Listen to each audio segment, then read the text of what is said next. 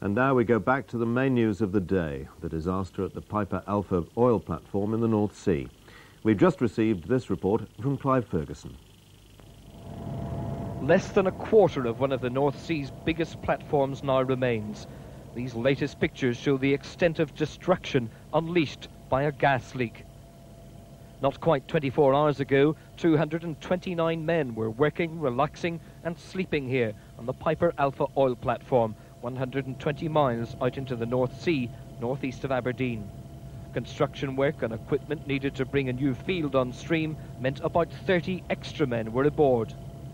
Tonight, Piper Alpha bears little resemblance to an oil production platform. Now, tonight's other headlines. 6 people have been injured in a bomb explosion at a swimming baths in Belfast. And a solicitor who laundered money from the Brinksmat bullion robbery has been sent to jail for 12 years. And tonight's main story. Clouds of smoke still hang tonight over the wreckage of Piper Alpha. There, more than 100 miles out in the North Sea, they mark the world's worst ever oil field disaster and the place where, almost certainly now, 164 oilmen died. From the 9 o'clock news, good night.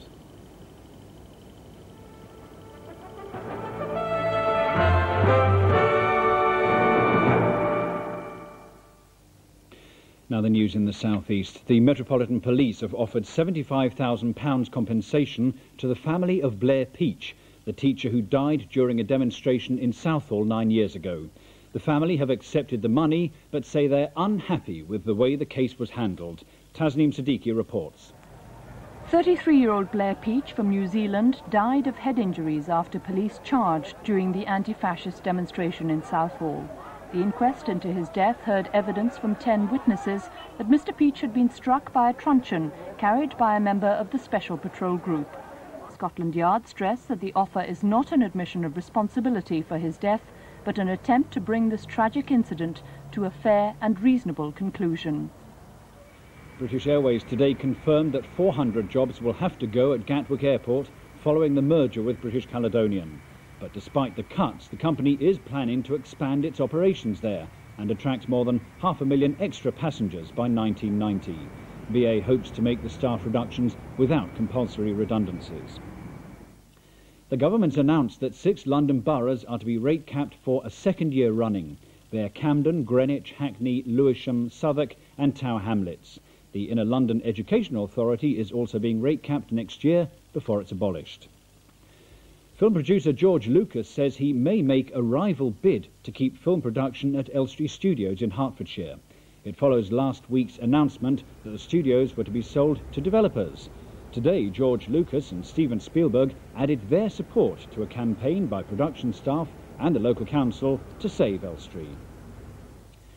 A 40,000-year-old mammoth tusk has been found by a 7-year-old schoolboy in the middle of a London street. Tim Demetrius picked up the prehistoric relic near his home at Tufnell Park. Apparently workmen digging up the street had discarded it. That's the South East News. Now the weather with Michael Fish.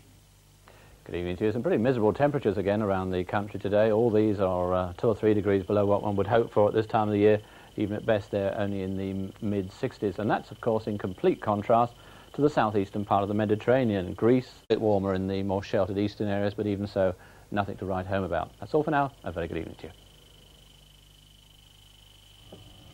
Iranian photojournalist Abbas is profiled on BBC2 now as he explains the reasons for the revival of Islam in the last in the series on Exiles.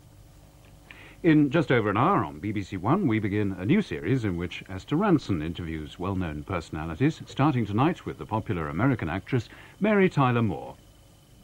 But now, a little later than scheduled, we continue the retrospective season of the outstanding television work of David Mercer. Let's Murder Vivaldi was first seen in 1968 in black and white. Its quartet of characters is played by Denham Elliott, Glenda Jackson, Gwen Watford and David Sumner in a bitter comedy with Mercer's writing at its sharpest and most sophisticated.